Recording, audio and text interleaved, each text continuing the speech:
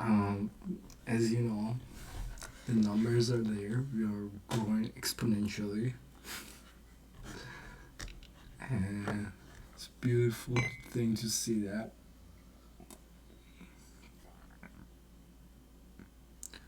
It's 3:41 in the morning, and we are in pursuit of knowledge. Couldn't get any better. Okay, so tonight, um, we are going to do page 20 to 30. Also had an existential um, moment for the channel. Then why do I do this? First of all, pursuit of knowledge. Just put more things in here.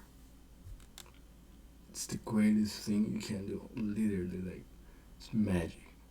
You can read something, then just like remember it. And, and then, so yeah, I can keep track of my progress in what I want to do, and then I can share it. So maybe it motivates someone else to do something. I'm literally in a tank top. So the focus is not me. I feel like that's already given, but the whole family's asleep. But yeah, so I feel like those are good enough reasons for right now. And then I'm gonna do hopefully an 8-hour live stream on Twitch playing Blitz and hopefully taking my ranking from 500 to 1,000. And I've started playing chess since 2 weeks ago. I'm right now 550, and I should learn a lot more openings and stuff like that. But I feel like at 8 hours will be pretty interesting. And yeah, that's it for now. Let's go through our 10 pages. So last time we went through tic-tac-toe.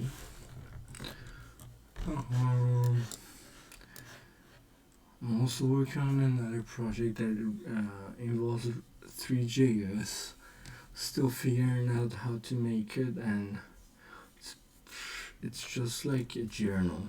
It's a fun journal. It's a 3D journal. And that being said, take some time. But just look how beautiful this is.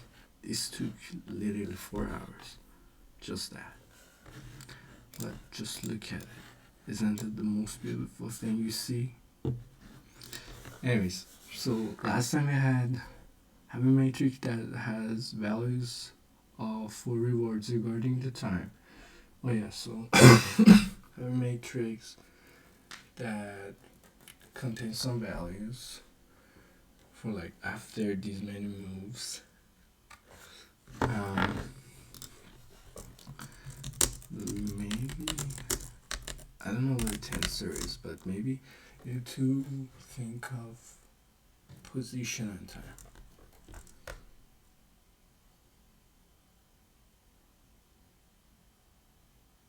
Maybe not a position, maybe not a time. With position, because time really doesn't matter because you can have the same position in 2 different times. Just add of randomness. Okay, that's just for that. We can start having the values in the matrix randomly. Yeah, we can have the rewards changing based on the position and time. Yeah, alpha is a rate of learning. We can have a rate of learning for introducing limits for different sections of the learning. We need to learn our value function, play delayed effects of a choice, plan for those. Delayed. Just generalize from its experience. We need to probably choose down on what this means. Facts. Play moves from past experiences. Yes. It's just the last model free creates. Okay. There is all of that. Yeah, I should probably mute next time I cough. Okay, so last time we learned a little bit of Minsky, we learned a little bit of trial and error, we learned a little bit of animal psychology, and there was this British man talking about the greatest satisfaction or discomfort, the greatest strengthening or weakening of the bond. Alright, so I'm just gonna move to the next, right?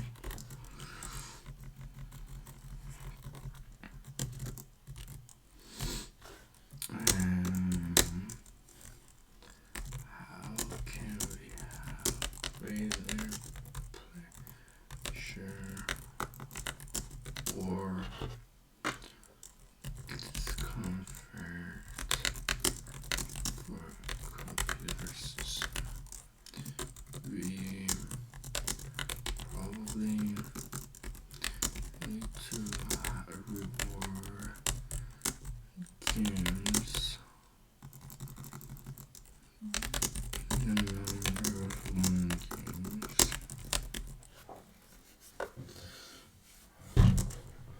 or an interval.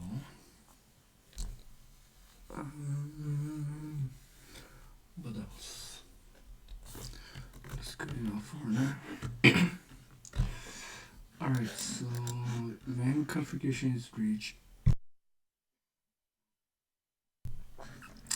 the action is undetermined. A random choice for the missing data is made, and the appropriate entry is made in the description tentatively. It is applied when a pain stimulus occurs. All tentative entries are cancelled, and when a pleasure stimulus occurs, they are all made permanent. In 1952, Claude Shannon demonstrated a maze-running mouse. Claude is based. Just saying that he's the father of everything. With the maze itself, remembering the successful directions via magnets and relays under its floor. On the relay, under early computational investigations of trial and error, learning were those of Minsky and Farley and Clark, both in 1954. In his PhD dissertation, Minsky discussed computational models of reinforcement learning and described his construction of an analog machine. Fair enough. Composed of components he calls snarks, Farley and Clark describe another neural network learning machine designed to learn by trial and error. In the 1960s, the terms reinforcement and reinforcement learning were used in the engineering literature for the first time.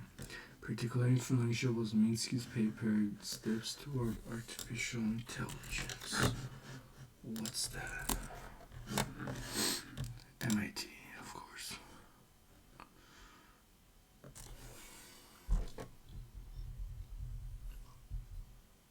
Ah. Seriously?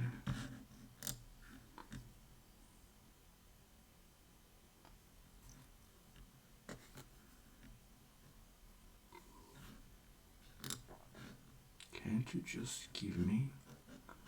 Oh, come on. Anyways. Which discussed several issues relevant to reinforcement learning, including what he called the credit assignment problem. How do you distribute credit for success among the many decisions that may have been involved in producing it? All of the models we discuss in this book are innocent. I, I really need to have that journaling. We'll probably push for it tomorrow.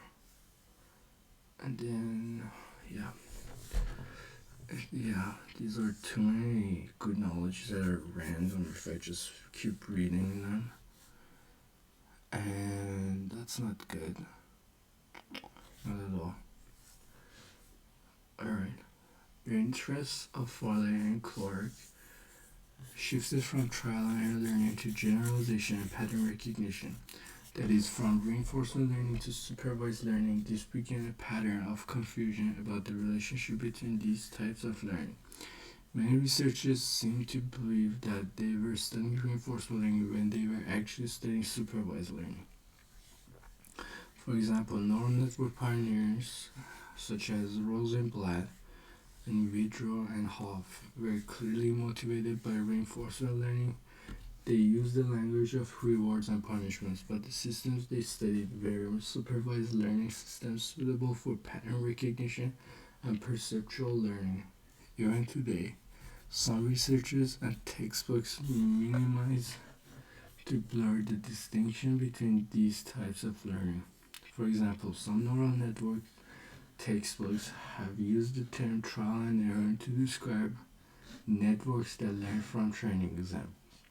This is an understandable confusion because these networks use error information to update connection weights, but this substantially misses the essential selection character of trial and error. See, like, I don't want to just randomly put this here. This is bad. This is really bad. I wish I wasn't doing this.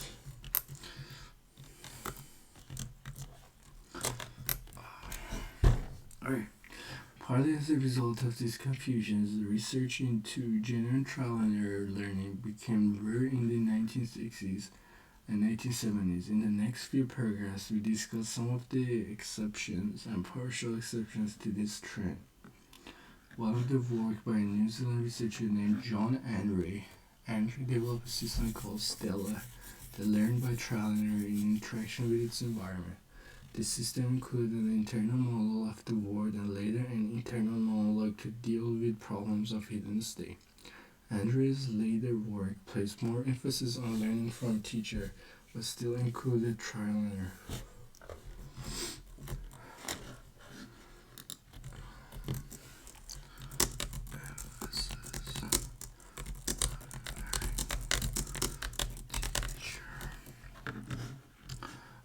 But still included trial and error. Unfortunately, his pioneering research was not well known and did not greatly impact subsequent learning research. I'm gonna get water. I'll be right back.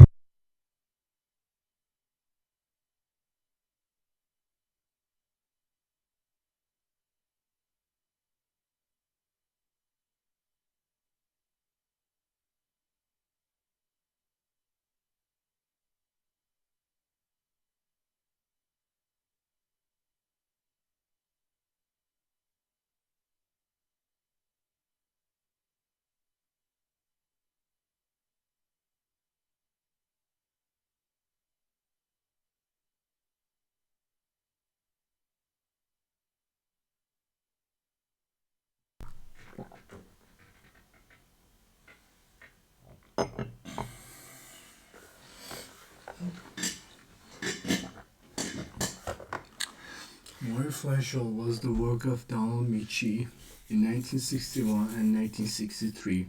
He described a simple trial and error learning system for learning how to play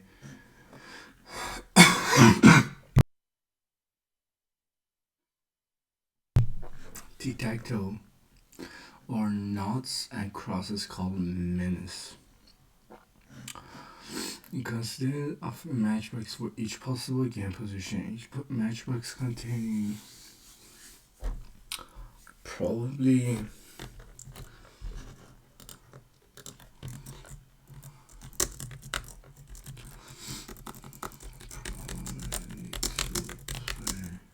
myself a few rounds.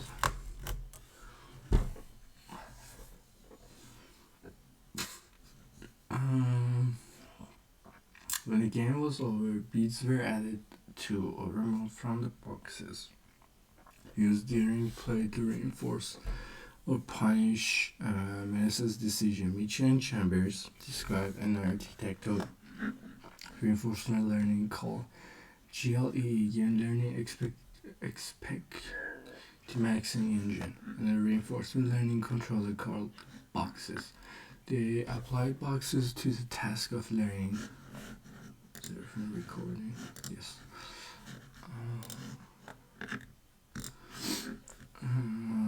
To the task of learning to balance a pole hinged to a movable cart on the basis of failure signal occurring only when the pole fell or the cart reached the end of a track.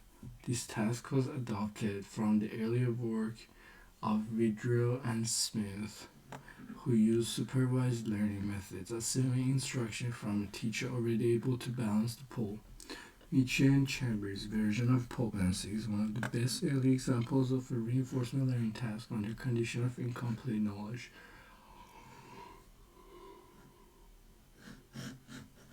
It influenced much later work in reinforcement learning, beginning with some of our own studies.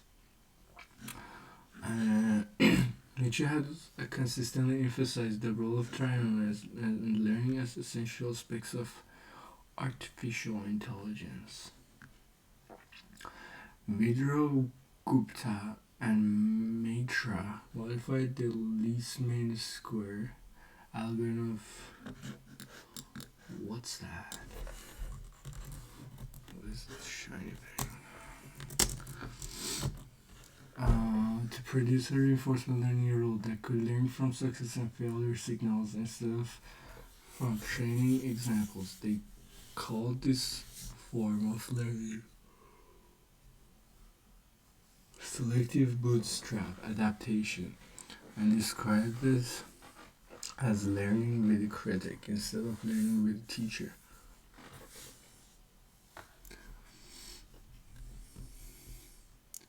Ooh. Criticizing. I'm not sure that's some random move. Rewards. Okay. That's interesting. See, you guys didn't want to read this part. And described as learning with a critic instead of learning with a teacher. They analyzed this rule and showed how it could learn to play blackjack. This was an isolated foray into reinforcement learning by Woodrow, whose contribution to supervised learning were much more influential. Our use of the term critic is derived from Woodrow Gupta and Mitra's paper. Research on learning automata had more direct influence on the trial and error thread leading to modern reinforcement learning research. These are methods for solving a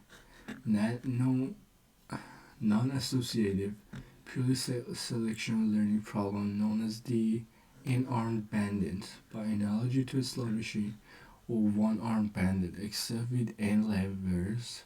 Learning automata are simple, low-memory machines for improving the probability of reward in these problems.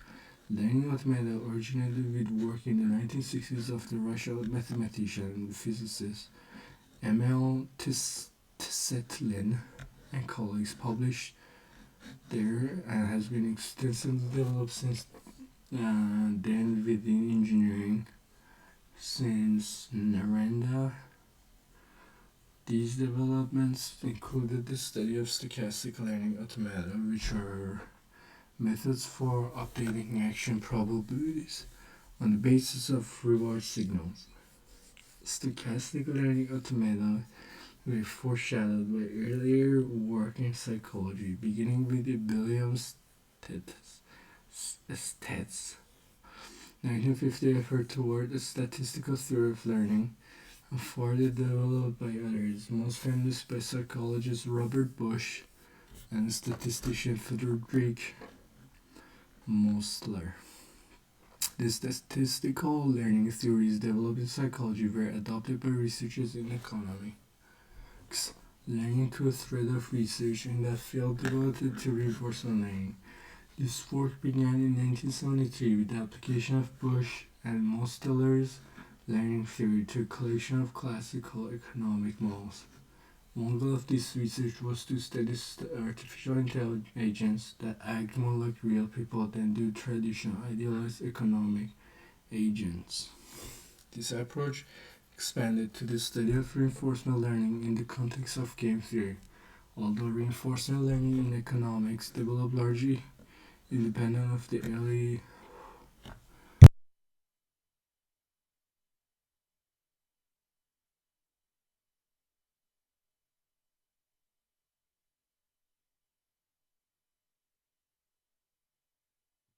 although reinforcement learning in economics developed largely independently of the early work in artificial intelligence, reinforcement learning and game theory is a topic of current interest in both fields, but one that is beyond the scope of this book. Well, now we just gave me the each. How is game theory used in RL?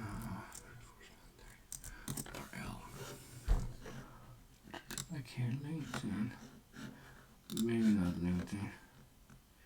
Stack Exchange. IEEE Explorer. Okay.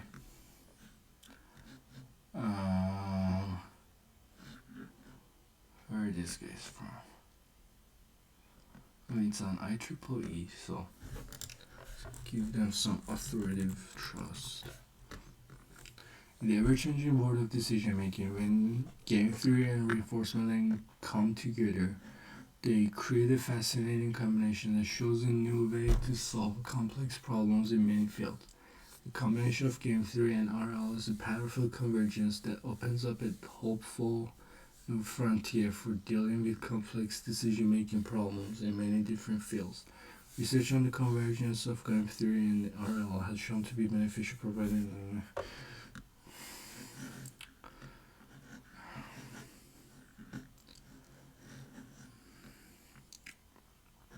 multi-agent. Okay. The importance of game theory in advanced multiple agent reinforcing the potential of game theory in promoting on a strategy and the opportunities for combining game theory and RL in cutting edge fields like mobile edge caching, cyber physical system, all emphasized in the conclusion. Yeah. We need more technical. Oh, maybe research gate.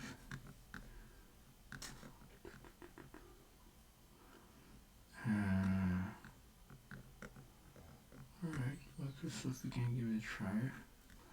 By Ching and Cheng, senior researcher, and Nanjing.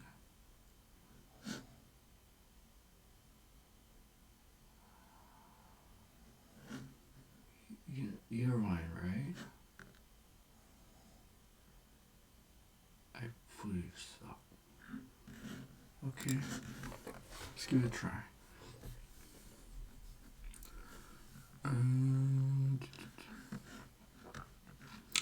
Right.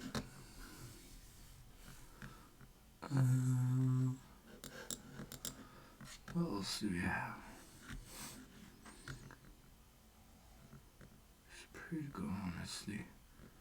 Alright, let's speed read these. Let's skip here. A major limitation of making decisions with only offline data is that existing data sets do not include all possible scenarios in the real world. Hypothetically, suppose that we have a large data set of how doctors treated patients in the past 50 years and we want to design an AI agent to make treatment recommendations through our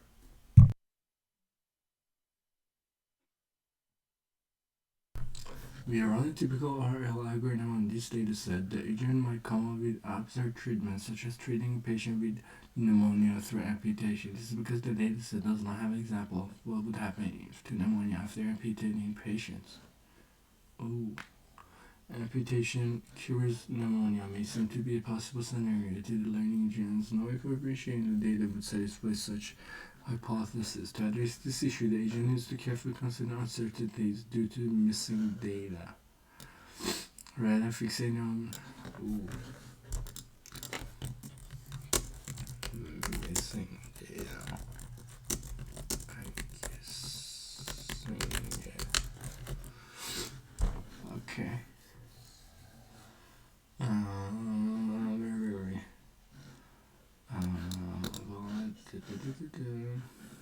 To address this issue, the agent should be aware of different possibilities. While amputating the leg might cure the pneumonia, it also might not, since we do not have sufficient evidence for either scenario before committing to a decision. Such deliberate conservative reasoning is especially important when the agent's decisions can cause negative consequences in the real world. A formal way to express the idea above is through the concept of version space. Machine learning version space is a set of hypotheses consistent with data in the context of offline RL. We will form a version space for each candidate decision, describe the possible outcomes. If we are to make decision, notably the version space may contain multiple possible outcomes. To understand better about the version spaces, we use a figure below to visualize the version space of a simplified RL problem where the decision horizon is 1. Here we want to select actions that can obtain the highest reward, such as deciding which drug treatment has the highest chance of curing a disease. Suppose we have data of action-reward pairs and we want to reason about the reward obtained by taking an action. If the underlying reward function is linear,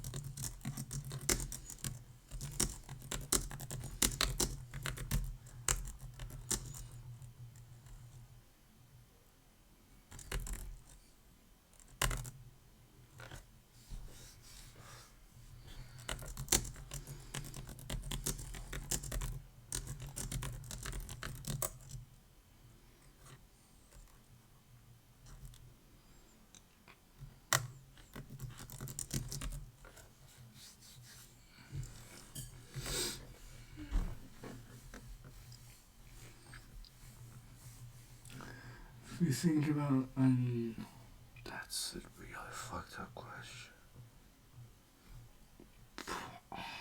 Alright, that's sure.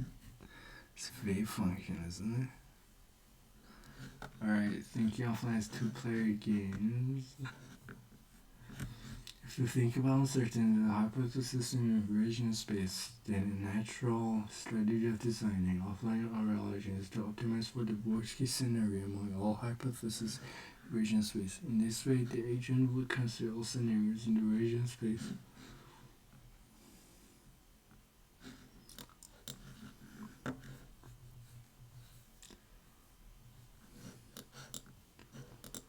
Show that this approach of thinking about worst cases for offline RL can be elegantly described by a 2-player game called Stackleberg game. To this end, let us first introduce some mathematicians.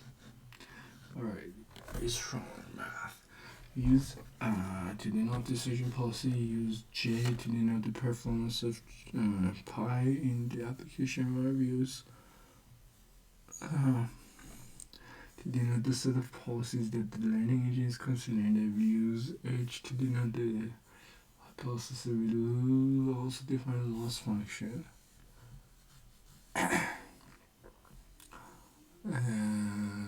H is a data constant as a respect and then get larger for data inconsistent ones. We can treat each H as a potential model of the board and Schrodinger's cat as the modeling error on the data consequent version space. Stackelberg in short, Stackelberg mean. What's this? Why did we go here? What is this for?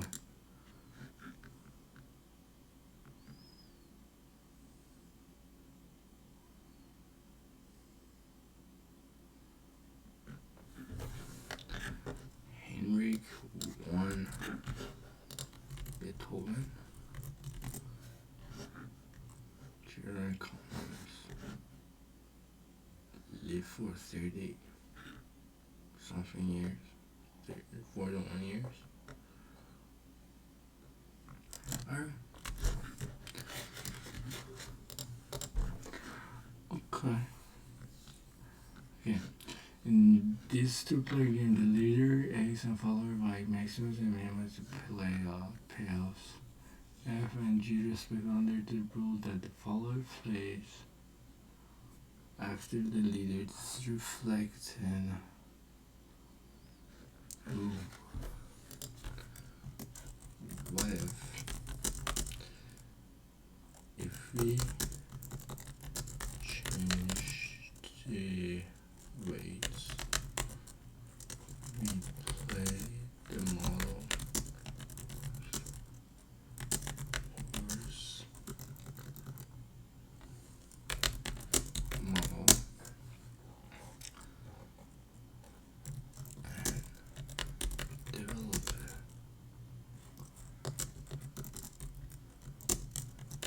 We need to define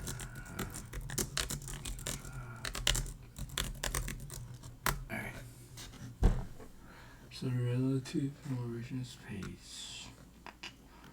Alright. Alright, we have to be down and stuff. Okay. John Holland, 1975, outlined a general theory of adaptive systems based on selectional principles. His early work concerned trial and error primarily in its non-associative form, as in evolutionary methods and the unarmed bandits that read these. No. As in evolutionary methods and the unarmed bandit in 1987, he introduced classifier systems through reinforcement learning system, including association and value function. A key component of Holland's classifiers systems was always a genetic algorithm, and evolutionary methods whose role was to evolve useful representation. Classifier systems have been extensively developed by many researchers to form a major branch of reinforcement learning research, reviewed by Urbanovics and more by genetic algorithms, which we do not consider to be reinforcement learning systems by themselves, have received much more attention, as have other approaches to evolutionary computation. The individual most responsible for reviving the trial and error threat to reinforcement learning with artificial intelligence was Harry Clough. Clough recognized that essential aspects of adaptive behavior, reviewing the laws as learning research came to focus almost exclusively on supervised learning.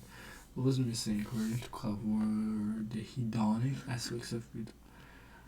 The drive to achieve some results from the environment, to control the environment toward desired ends, and away from undesired ends. This is the essential idea of trial and error learning. Clough's ideas were especially influential on the authors because our assessment of them, Bartle and Sutton, led to our appreciation of the distinction between supervised and reinforcement learning, and to our eventual focus on reinforcement learning. Much of the early work that we and colleagues accomplished was directed toward showing that reinforcement learning and supervised learning were indeed different. Our studies showed how the reinforcement learning could address important problems in neural network learning. In particular, how it could produce learning algorithms for multi-layer networks We say more about the reinforcement and normal in chapter Y. Returning to the third thread to the history of reinforcement learning that concerning temporal difference learning. Temporal difference learning methods are distinctive in being driven by the difference between temporal is successive estimates of the same quantity. For example, of the probability of winning in the tic-tac-toe example, this thread is smaller and less distinctive than the other two, but has played a particularly important role in the field.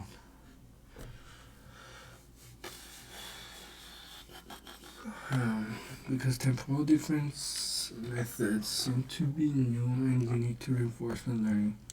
The origins of what is this?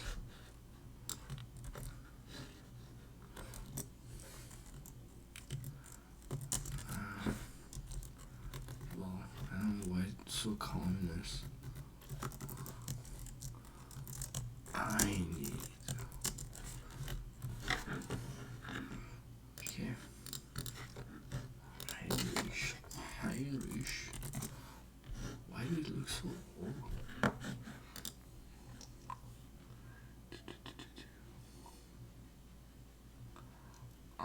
Yeah. Alright, here. It's one of the essential. Come on. Please. Oh, nice. Who wrote this? Son. Well, we are reading it already. Aren't we?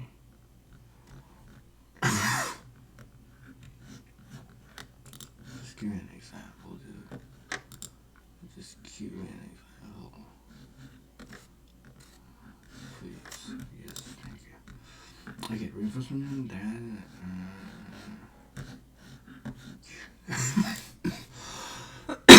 Alright, Wikipedia to save the day. Refers to a class of model-free reinforcement methods which learn by bootstrapping from the current estimate of the value function. These value methods sample the environment like Monte Carlo methods and perform updates based on current estimates like dynamic Fourier methods. While Monte Carlo methods only adjust their estimates once their final outcome is known, TD methods adjust predictions to match later.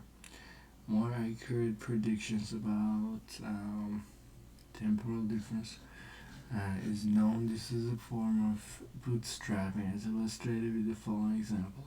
Suppose you wish to predict the weather for Saturday, and you have some model that predicts Saturday's weather, given the weather of each day in the week. In the standard case, you would wait until Saturday, and then I just wait, what?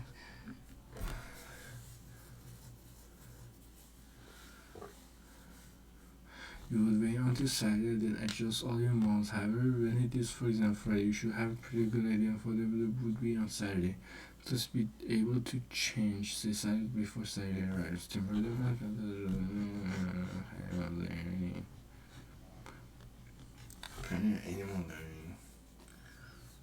There's some fucked up scientists that didn't human learning. I don't know. Okay. Let's go through this. The tabular temporal difference zero method is one of the simplest temporal difference methods. It is a special case of more general stochastic approximation methods. It estimates the state value function of a finite state Markov decision process under policy Markov decision. I mean, we're gonna learn this, but let's just feed it to ourselves. Markov decision process. Enough question marks to make it memorable. Okay. The direct direction from the notation convenience value function policy satisfies the Hamilton-Jacobi-Bellman equation. Okay, so we have a value function. Estimated of the value is reward 1, gain that. Value function policy S1 given S0 is equals the state. Is that what it is?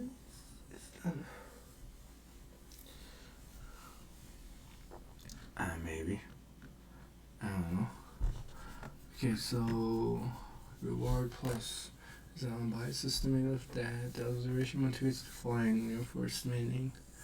The algorithm starts by initializing a table arbitrarily with one. Why am I itching so bad? With one value for each state of the MDP, a positive learning rate alpha is chosen. We then reportedly evaluate the policy and pi, obtain reward R, and update the value for the current state using the rule at. And then we set value function to that state based on time 1 minus that alpha rate. And that alpha rate, that. Alright.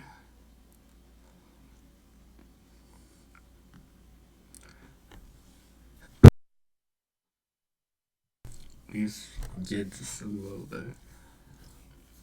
Set the value function to a new value function.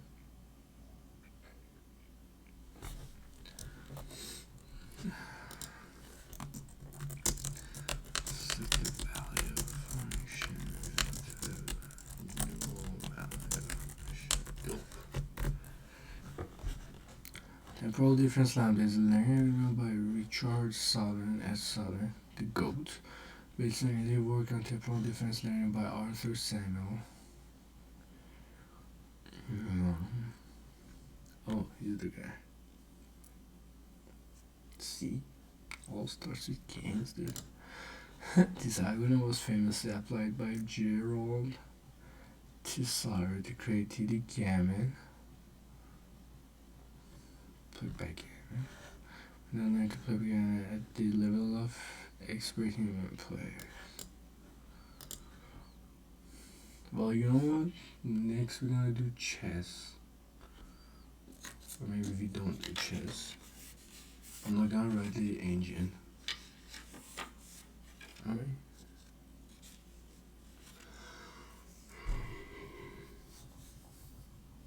First, now the engine will take less than a day.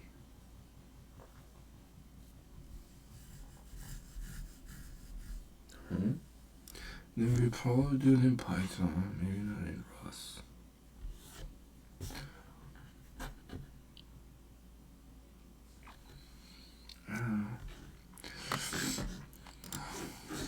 Maybe later, I don't know. Okay. Secondary reinforcement is a stimulus that has been paired with a primary reinforcement, such as food or pain, and as a result has come to take on similar reinforcement properties. Minsky, 1954, may have been the first to realize that his psychological principle could be important for artificial learning systems. It's already 43 minutes. That's bad. You branched too much. That. Okay.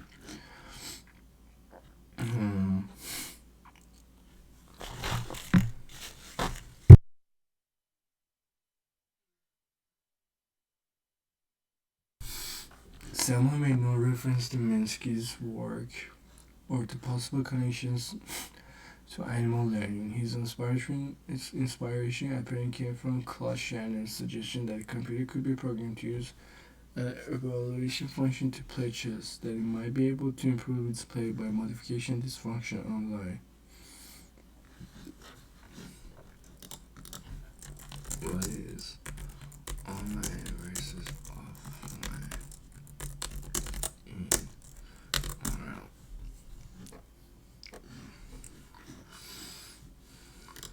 Oh yeah, Hugging Face. Good fucking Hugging Face. Alright.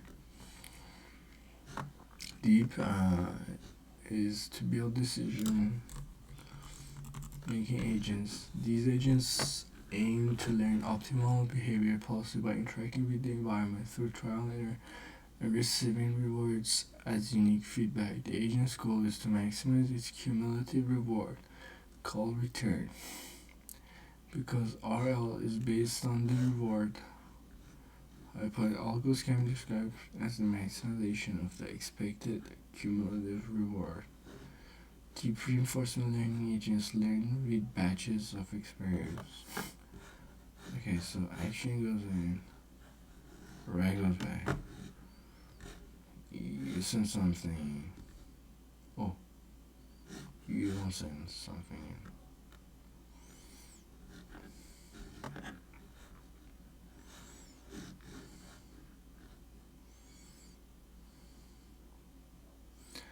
Okay, but this implies that you train your agent directly in the real world. Similarly, if you don't. Okay. On the other hand, it's often used data collected from other agents doesn't interact. Ooh. Ooh, interesting. Alright, Samuel Little computational work was done on trial and learning, and apparently no computational work at all was done on temporal difference learning. In 1972, Klopf brought trial and error learning together with an important component. Temporal difference learning. Klopf was interested in principles that would scale to learning in large systems, and thus was intrigued by notions of local reinforcement, whereby subcomponents of an overall learning system could reinforce one another. He developed the idea of generalized reinforcement, whereby every component nominally, every neuron views all of its input in reinforcement learning reinforcement terms. Excitatory inputs as rewards and inhibitory inputs as punishments. This is not the same idea as what we know, as we now know as temporal and retrospect. It is farther from it than was Samuel's work. On the other hand, Clough linked the idea of trial and error learning and related to the massive empirical database of animal learning psychology. Sutton developed Clough's idea further, particularly the links to animal learning theories, describing learning rules driven by changes in temporal successive predictions. He and Barter refined these ideas and developed a psychological model of classical conditioning based on temporal difference learning. And there follow several other influential psychological methods, models of classical conditioning based on temporal difference learning. Some neuroscience models developed at this time are well interpreted in terms of temporal difference learning, although in most cases there was no historical connection. Our early work on temporal difference learning was strongly influenced by animal learning theories by Klops. Who is this guy?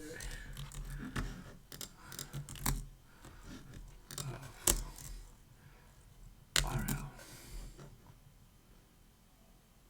Should I do that?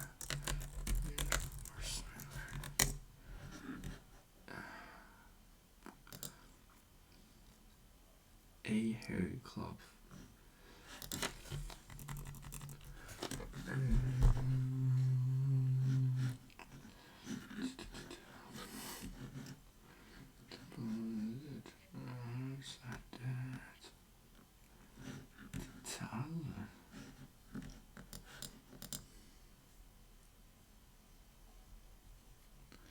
University of Michigan, interesting. Shout out to University of Michigan. Not really. They took our chancellor. Relationships to Mansky's steps paper and to Samuel's checkers players appear to have been recognized only afterward. By 1981, however, we were fully aware of all the prior work mentioned above as part of the temporal difference and trial and error threads. At this time, we developed a method for using temporal difference learning in trial and error learning, known as the actor-critic architecture. I applied this method to Michi and Chalmers' pole balancing problem.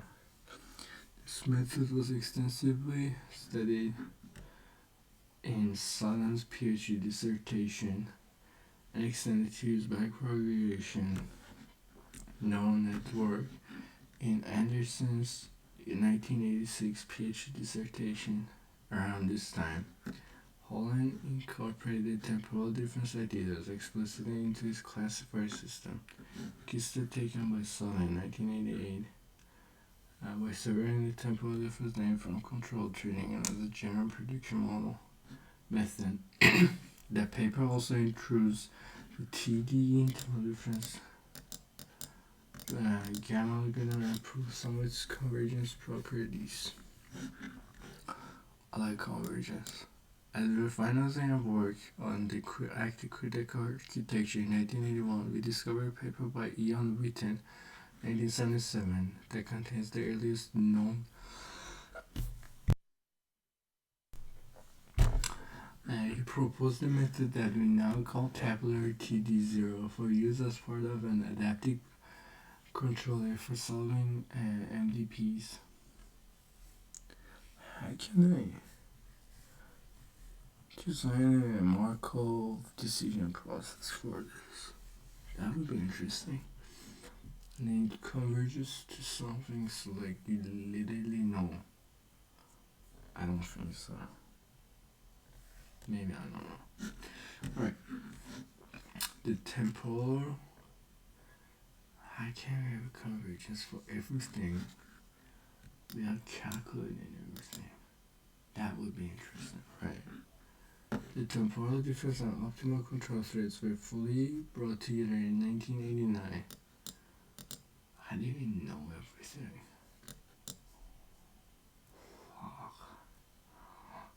And with Chris Watkins' development of Q-learning, this work extended and integrated prior work in all three threads of reinforcement. I needed to take that computational theory.